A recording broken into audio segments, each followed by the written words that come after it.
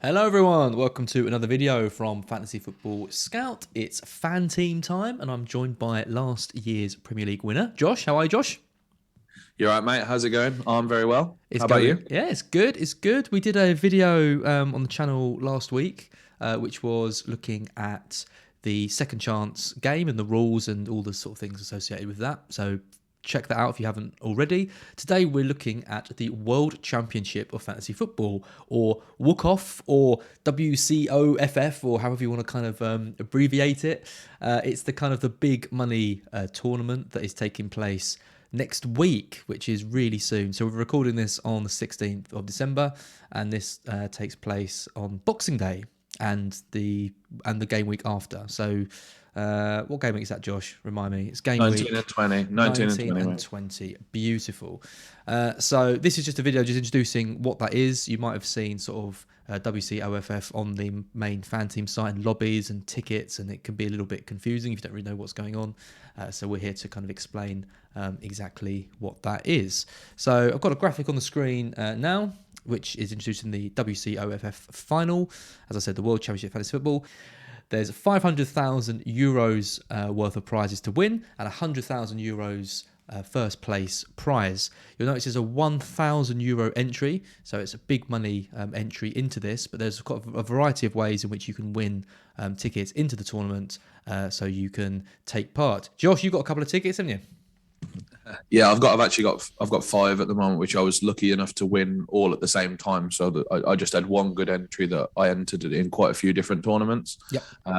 So yeah, I'm looking forward to it, like trying a few different like iterations of my teams, like just with a couple of changes. And it's such an exciting tournament, like you say, like it's again this life-changing money we're talking about, like for first prize, like and there's a lot less people going to be in this one as well compared to like the season-long game. So anyone who's lucky enough to get a ticket, I think they've got a really good chance of hitting the first prize. Yep. Yeah.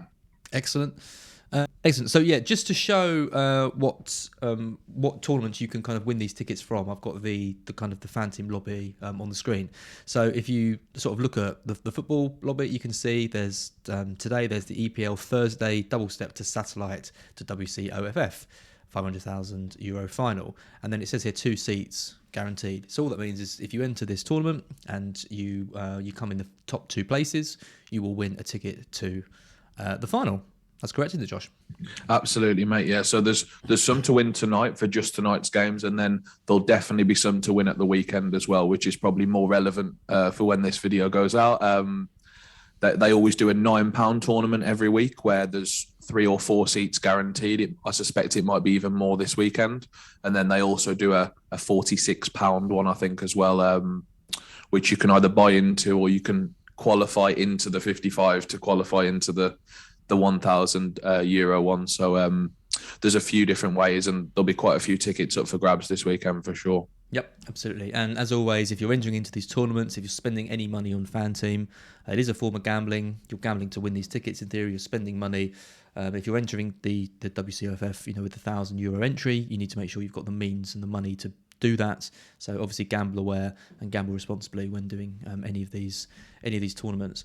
What is interesting about these kind of tickets to the WCOFF is it's not just the kind of the Premier League where you can win them. Like if you have a look down this list, you can see you've got Serie A.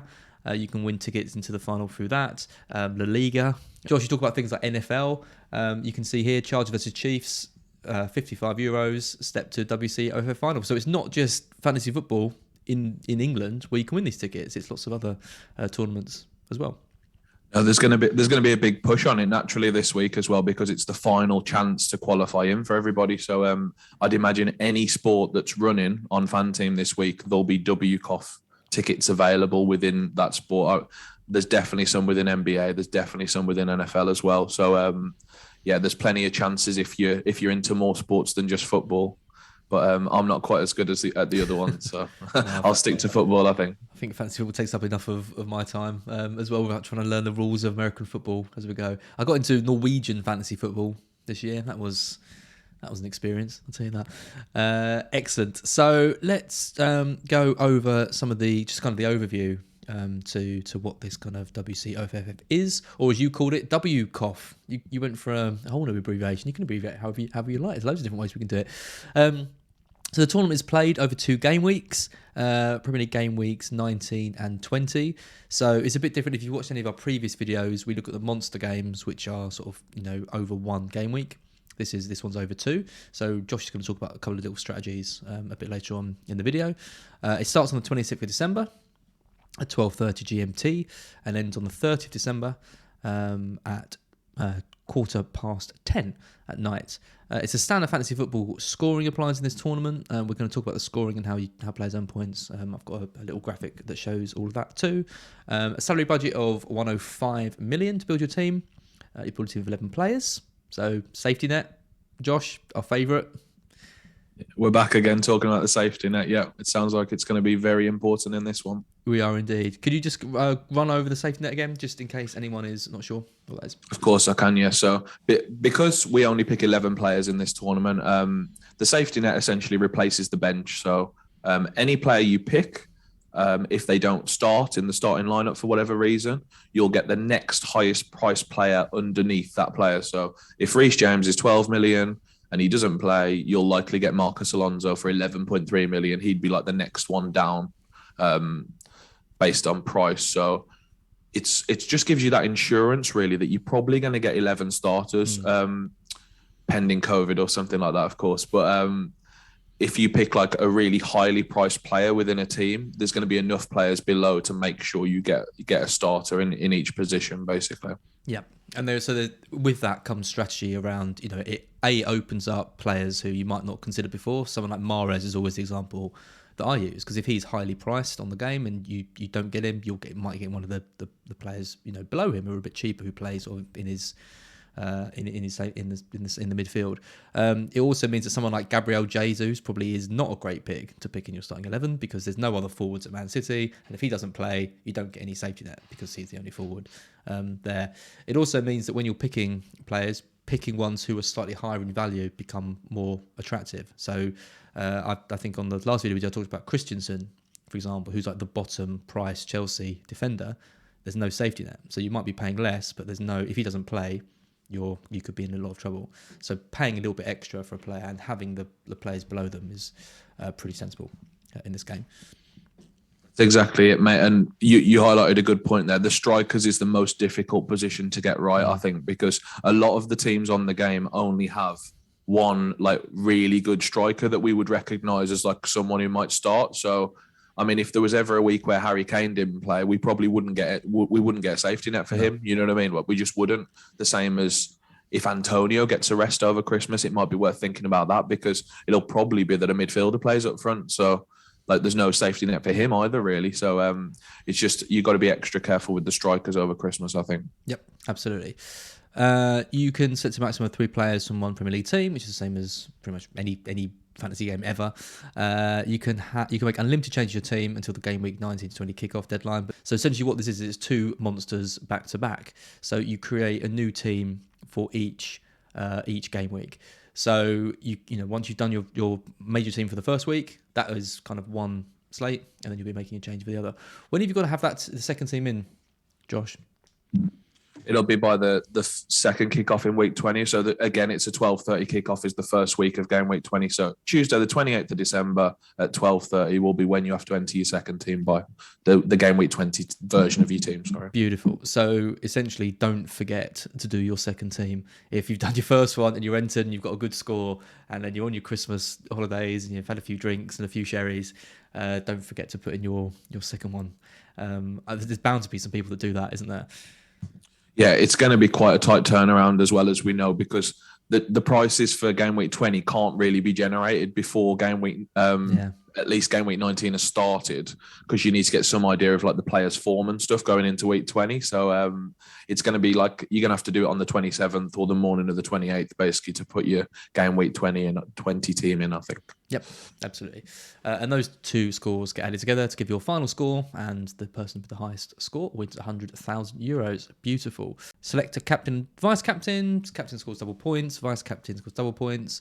Again, this is where the safety net is interesting, because if your captain doesn't play, you don't then get the player who gets subbed in from him on the safety net. You'll get your vice captain. So you basically always want to make sure your vice captain is on a player who definitely starts. Otherwise, you could end up with 2 safety net players coming in and no captain, which would... Yeah, so just on that, like last night, for example, on there was a monster for like Wednesday and Thursday of game week 17 we're talking about now. I made sure I put all my vice captains on players who were playing on the Wednesday, i.e. I knew they were going to be starting, because obviously that guarantees I get a captain of some kind, you know what I mean? So I had lots of James Ward-Prowse vice captain last night, for example. I mean, I don't talk about him often, but No. he was my vice captain last night because I just knew he was going to play 90 minutes last night, and I knew I'd get some sort of vice captain return.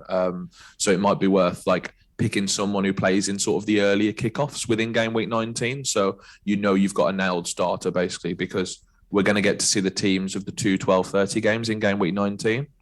And it just so happens that Liverpool's one of those. So that might be a good starting point for captain and vice captain, I think, in game week 19. Yep, absolutely.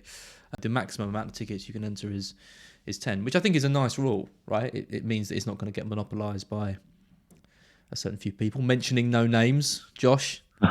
I certainly wouldn't be putting more than what I qualify for in, mate. I'm definitely not as rich as some of the other regular players on the site who sort of have enough money to put in 25, 50 entries into this without even batting an eyelid, I think. So the cap of 10 is really good. It just gives everyone a chance to win, basically, I think, more than anything. Yep, absolutely. And the final rule here is the stacking penalty applies to this tournament. So that is to do with defenders, I believe. It's the same as the monsters, yeah, mate. You just lose a point if you double up on a defense, and you lose 3 points if you triple up. So, yeah. Beautiful. Scoring. So scoring is the same as the other FanTeam games. I'll just run through these really quickly. Plays up to 60 minutes +1. Playing time over 60 minutes +1. So playing time over 60 minutes, another +1, the same as FPL. Midfielder or forward plays the full match, another +1. So we've talked about this in pretty much all the videos that we do. If you're interested in how to build a monster team, have a look back at some of the videos Josh and I have done on this channel sort of in the past. This is why Josh loves players like Ward-Prowse and Ivan Toney before what's happened to him lately. But the players that play 90 get you that extra point, which is kind of invaluable. Goals scored +8 for a goalkeeper, +6 for a defender, +5 for a midfielder, +4 for a forward. Clean sheet, goalkeeper, +4, and defenders. Clean sheet for midfielder +1, assist or fantasy asset, all positions +3. This is all standard stuff. Goalkeeper save +0.5. So this is better than FPL. Goalkeepers are rewarded more for saves. It's not 3. It's essentially 2 saves to get one point. Penalty save +5. Team wins in the period players on the pitch +0.3. A little bit different as well. So if a player is subbed off and the team is winning, they will get this +0.3, even if that team goes on to lose. Shots on goal, we like this one, +0.4. So players who take lots of shots are rewarded in that essence. Any players stand out for you when you think about shots on goal, Josh? First of all, I think it's just good for everybody because it means like if you have that game where your player is just very unlucky and the goalkeeper has a worldie for whatever reason, you sort of get rewarded for it. Like not as much as a goal, but you might end up with like 1.6 points extra for 4 shots on target, for example. So it's just the likely suspects, mate. Like Son loves to shoot, as we know. Salah loves to shoot, as we know. Ronaldo is probably the best example of it. He shoots on sight, basically. I think it's the really likely suspects, and then you can maybe look for some value further down with the likes of like someone like Trossard for a team like Brighton, who like if he's playing up front, he's probably more likely to have a few shots on target, for example. And the West Ham boys tend to be quite good for shots on target as well, just because they are quite an attacking team overall. So Bowen is a good one. He's quite greedy as well. Yeah. Nice. So it's a way of rewarding players who take shots. So a player could, have 6 shots on target, not get any kind of traditional FPL points, but still get you a fairly decent score just from this rule. Defenders get 0.6, goalkeepers get +1. I think it's only Alisson who's going to ever get that. I still can't believe he scored. Was it last season he scored that goal? Yeah, against my West Brom boys, mate, in game week 37. Yeah, it was. Yeah. 36, sorry. It was game week 36, sorry. Yeah. Team loses in the period played on the pitch, -0.3. Conceding 2 goals, -1. Own goals, -2. Penalty miss, -2. Yellow card, -1. Red card, -3. the two slightly different ones are the foul resulting in a scored free kick, -2 for that, and foul resulting in a penalty, -2. So harsh penalties for players who give away penalties and who give away free kicks that lead to goals, but you could argue fair enough. Prizes. So 100,000 to first place, that's the main one, and then we've got prizes right the way down to finishing 121st. How many teams do you expect in this tournament, Josh? Around 500, mate. So I think it's roughly the top 25% are going to get a prize, I think, which is, I think that's a really nice, fancy your chances sort of amount, really. You know what I mean? So if anyone's got two teams, for example, you've probably got, if you go slightly different with both, you've probably got a decent chance of at least getting one in the money, I think. So, and it's, I mean, it's good. I mean, it's good payouts right down to 121st. 1,500 euros is a solid, a solid win. It's good. You've got a good chance of getting some money. I mean, if you're going to be competing against, the best though, in theory, because assuming that the majority of people have won the tickets through the various different ways of doing it, these are going to be guys who are good at building monster teams, right? So it really is the World Championship. Exactly, but we have talked about something else earlier on as well, where you can qualify through different sports. So it might be that people have won a ticket on NFL, but they're now playing in a football tournament, which they might not feel so comfortable with. They might be better at NFL. You know what I mean? So there's that side of it as well, but also having a €1,500 minimum prize when some people have got in for a tenner, or they've got into the tournament for €2. This is amazing for some people. So I think it's just amazing that they've run this competition really with so many ways to get into it as well. Yep, absolutely. I currently do not have a ticket, so I need to step my game up and try and win one over the next week to get in. So that's the breakdown of what this is. Josh, want to just talk a bit about strategies? I mean, it's a bit different. It's a bit different in the sense there's two monsters, but it's the same as you build two separate teams. So what advice would you give to people sort of setting up the monsters for the first time? Yeah, so the way I think it's different is because it's two back-to-back monsters, I think you can maybe be a bit more cautious in week one. So in game week 19, you can maybe set your team quite cautiously just to see how many points it gets. And then in game week 20, you can act accordingly. So if you're miles behind, you can take wild punts to try and get into the top 121, as we said. Or if you're in a really good position, maybe you just do the same again and you just pick a really nice, solid team where you think they're going to get a lot of points. And I think that's a really sensible way of doing it. If I was, that's sort of my thinking for what I might do anyway. Doubling up defenses is still really important in this because ultimately it is still only a 2-week tournament. So I think you still want to be trying to hit the upside and the ceilings. So if Liverpool keep a clean sheet, you want to have double of it rather than just Trent. You know what I mean? You want to be guaranteed sort of the double clean sheet at the back, really, if your positive result comes in.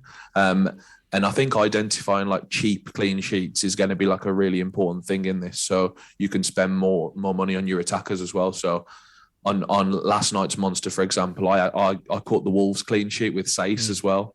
So that they were sort of 6 million, which is when you've got 105 million budget, 6 million is really cheap for 1/11th of your team basically. And then I obviously doubled it up as well. So I spent 12 million on 2 clean sheets basically, and obviously the lucky Sace goal as well. So these cheap clean sheets are really a key way of being able to get points further up the field, but also if you catch it, you'll get points across your whole team basically. Yeah, absolutely. And it's interesting because you when you're building these monster teams, people see in kind of our videos, you end up with players and you look at them and you think, why have I got Rafinha in away at Chelsea? And then you look at his price and it's because he's he's Rafinha. It's a good player who sometimes is priced at 10, 11 million, but because he's playing Chelsea, he's 6 or 6.5. And actually Chelsea haven't been that good defensively lately. And it's about finding opportunities in these kind of budget players so that you can then spend the money on obviously the more attractive premium things. That's the kind of skill to it. It sounds so easy, doesn't it? But it's deceptively hard. That was my first good call of the season last week, I think, actually. So I'll take it. I'll take the Rafinha. I really didn't fancy Chelsea last week because they've looked so bad defensively in the last 4 games now. And any final tips, Josh, for people entering into this tournament? Yeah, as I say, it's only a 2 week competition, so you do need to have something that's different within your team. It might just be a hunch you've got on, like I said before, a clean sheet, or it might be like a very weird midfielder or striker that you just think might score a goal or two in that game week. Martinelli. Yeah, exactly. These things happen every week, so it's just about catching the right one, really. Like a weird guy who no one will probably pick is something like Benteke with the safety net of Edouard. You know what I mean? Yeah. Like a Crystal Palace striker. Edouard got 2 assists last night, and anyone who picked Benteke or Edouard was laughing because that's like so many points for such a relatively cheap player. And it's going to be those sorts of players that make the difference, really, because I think a lot of people will have Salah as captain, probably. A lot of people will have like a Man City attacker. A lot of people will have maybe the Chelsea defense. So like you need to think of other things, like just, and it doesn't have to be many because you don't want to like decimate your team, but just 1 or 2 different positions within your 11 where you just think that that's the guy that's going to make the difference for me, hopefully. And yeah, I hope obviously those 2 positions are the ones that get you all the goals, to be honest, because that you'll have a great chance of winning the WCOFF, as we call it then. WCOFF. I like that's definitely the best abbreviation for it. We're going to go with that for any time we mention it in the future. Josh, that's awesome. Hopefully this video's been useful for anyone who's thinking of entering into this or has already won a ticket.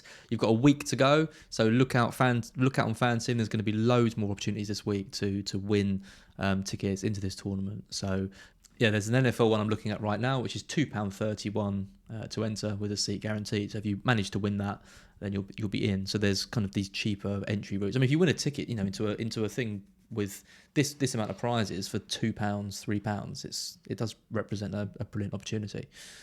So good luck to everyone for getting in, and good luck to anyone who's already entered. Josh, I'll be following your progress in this with a keen eye, and hopefully I'll be able to get one myself so I can compete against you. Yeah, fingers crossed. I was just going to say, just make sure everyone's following FanTeam on Twitter, I believe, because I suspect there might be a few giveaways happening between now and the 26th. So maybe you can win like a step ticket or a satellite ticket, which you can then use to get into the tournament. So make sure you're following them, guys, because all the updates are on there anyway. So as well as the lovely potential giveaway, I think. Absolutely. Cool. Josh, thank you so much, and I will see you very soon. See you later, mate. Thanks. Bye. Bye, everyone.